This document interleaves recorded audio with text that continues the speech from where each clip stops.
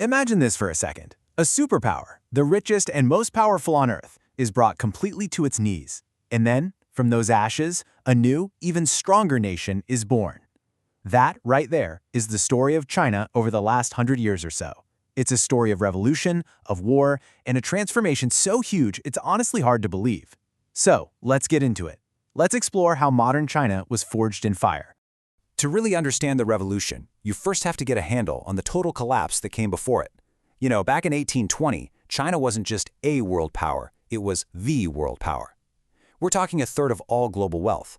It was the Middle Kingdom, the center of the universe as far as they were concerned.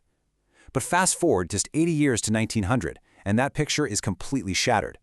The empire is hooked on foreign opium, it's been literally carved up by other countries, and its own people are just trapped in this endless cycle of violence. So you have to ask yourself, how does that even happen? How does a civilization that saw itself as the center of the world for thousands of years just crumble so completely, so fast? Well, the answer is found in a period that the Chinese themselves called the Century of Humiliation. All right, let's dive into that.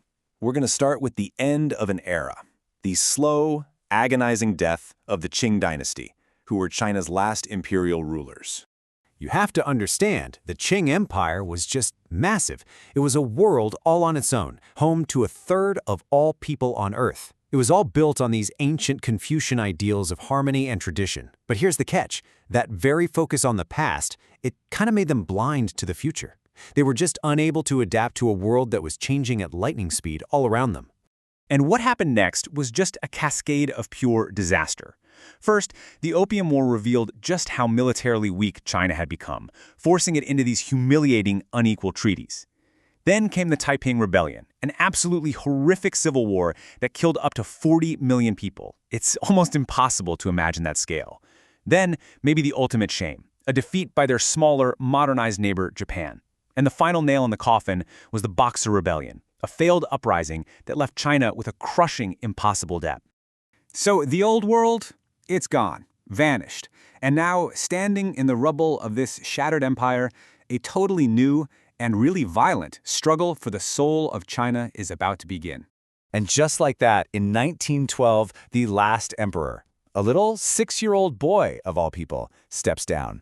And poof, over 2,000 years of imperial rule just evaporates.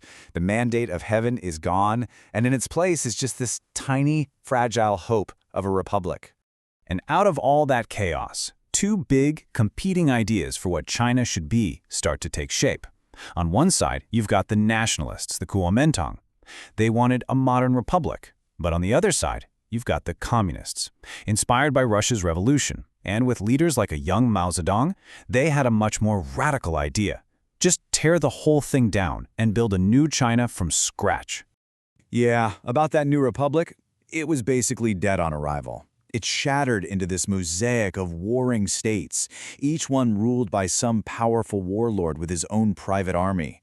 China wasn't a nation anymore. It was a battlefield. And, that kind of vulnerability, it doesn't go unnoticed. So think about this. China is already tearing itself apart from the inside. And then an empire bent on conquest invades. The question is, could a divided nation possibly survive a two-front war for its very existence? Okay, so that brings us to the final and bloodiest chapter of this whole revolution. This is the war that was going to decide China's future once and for all. Let's just try to put the scale of this struggle into perspective with a few numbers. First up, 6,000 miles. That's the length of the Long March. The communists' epic, brutal retreat across China just to escape being wiped out. Next number, 20 million. That's the estimated number of Chinese lives lost in the brutal war against Japan. It's a level of sacrifice that is almost incomprehensible. And finally, 2 million. That's just the number of soldiers killed in the final, bloody chapter of the civil war that followed. An absolutely staggering price to pay for victory. So with all that, how did the communists end up winning? Well, while the nationalists were widely seen as corrupt, the communists made a simple but incredibly powerful promise to the peasants: land. That right there was the key. It was how they won the hearts and minds of hundreds of millions of people. And it all culminates on October 1st, 1949. Mao Zedong stands up in Tiananmen Square and declares the founding of the People's Republic of China. For him and for many, The century of humiliation was finally over. The revolution had won. But here's the thing. Winning the war was only the beginning. You could even say it was the easy part, because now came the really hard part, building a new China. And that process, well, it would be a brutal and bloody one. Mao's vision for this new China was one of radical, violent change. His promise of land reform? It came at the cost of over 1 million executed landlords. The Great Leap Forward, his attempt to industrialize China overnight, it cost the single worst famine in human history. And then there was the Cultural Revolution, his war on the past, which unleashed a decade of chaos, death, and destruction. After Mao's death, though, China changed course. Big time. His successor, Deng Xiaoping, was a totally different kind of leader. He was a pragmatist, not an ideologue. He cared about what worked. He opened China to the world and introduced market reforms, creating what he famously called socialism with Chinese characteristics. The engine of this new China was Deng's 4 modernizations. He gave the nation clear, practical goals in agriculture, industry, defense, and science. And the result? Well, it was nothing short of an economic miracle. So after a century of blood and fire, China was whole again, unified under one ruler, one party, and one idea.